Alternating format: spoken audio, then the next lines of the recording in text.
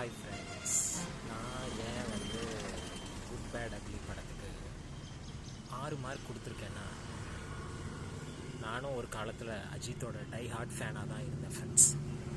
என்னமோ தெரியலை, இந்த குட் பேட் அக்லி படத்தை இந்த ஆதிக் ரவிச்சந்திரன் வச்சு செஞ்சுட்டாப்ல. அவர் எடுத்த ஒரு ஃபஸ்ட்டு 2 படம் வேணால் நல்லா இருந்துச்சுன்னு சொல்லலாம். அந்த த்ரிஷா இல்லைன்னா நயன்தாரா படத்தில் வேணால் ஏதோ கொஞ்சம் நிறைய ஜிவினாலையும் நல்ல நல்ல சாங்ஸ் அமைச்சதுனாலையும் நல்லா இருந்ததுன்னு சொல்லலாம்.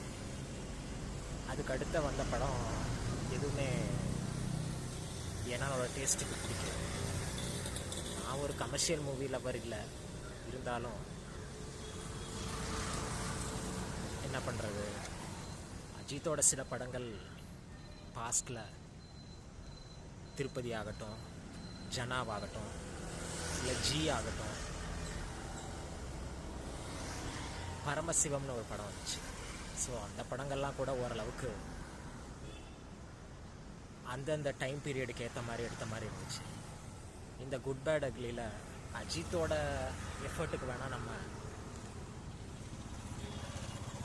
மார்க்ஸ் கொடுக்கலாமே தவிர, மற்ற எந்த ஆர்டிஸ்ட்டுமே தேவையில்லாமல் போட்ட மாதிரி தான் இருந்துச்சு.